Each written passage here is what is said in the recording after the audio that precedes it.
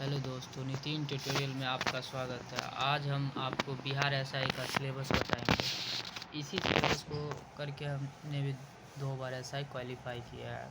तो हम बता रहे हैं आपको, जैसे कि आप देखिए, रहा आपको इतिहास से आप प्राचीन से देखिए, प्राचीन इतिहास से आपको हड़प्पा सभ्यता पढ़ना है, मौर्य वंश पढ़ना है, गुप्त वंश पढ़ना है, बौद्ध एवं जैन धर्म पढ़ना है, उसके बाद राजवंश संस्थापक, उनके राजधानी, महत्वपूर्ण विदेशी यात्री। ठीक, उसके बाद देखिए दोस्त, मध्यकालीन से आपको मुगल वंश, खिलजी वंश, तुगलक वंश, इससे 6 क्वेश्चन आता है। ठीक है, उसके बाद आधुनिक भारत से आपको ये सारा जनरल गवर्नर हो गया, राष्ट्रीय कांग्रेस हो गया, सामाजिक धार्मिक सुधार आंदोलन हो गया, ब्रिटिश भू राजस्व हो गया, 1857 की क्रांति हो गया।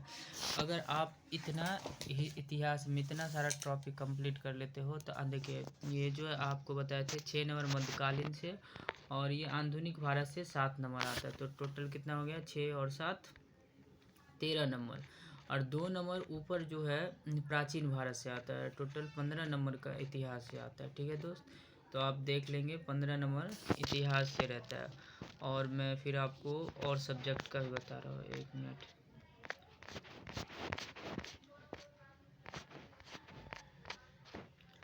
और सबसे ज़्यादा जो अगर वेटेज है तो किसी सब्जेक्ट का, तो वो करंट अफेयर है। करंट अफेयर में देखो दोस्त, आप एसपीडी का करंट अफेयर पढ़ सकते हैं। उसमें हम सारा एक एक टॉपिक का वीडियो अपडेट कराएंगे और आपको कंप्लीट करवाएंगे।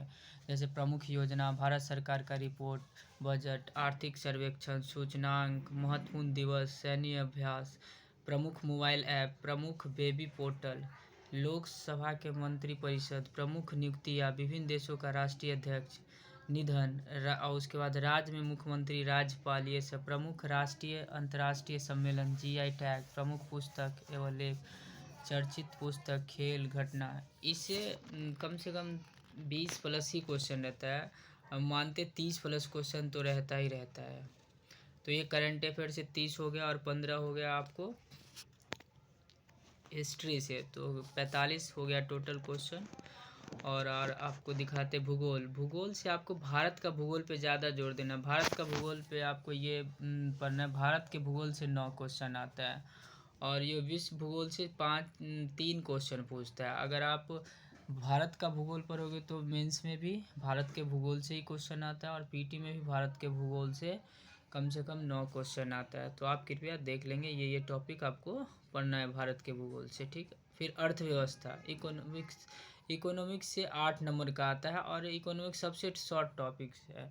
राष्ट्रीय आय, भारत का नियोजन, मुद्रा बैंकिंग, मुद्रास्फीति, उसके बाद बजट, WTO, IMF, हम ये सारा टॉपिक आपको कराएंगे। तो 8 नंबर इससे हो गया इकोनॉमिक्स से। तो कितना हो गया, 8 और ये 9, 8 9 कितना हो गया, 8 9 17 और 45, तो 62 नंबर का तो इसी से हो गया।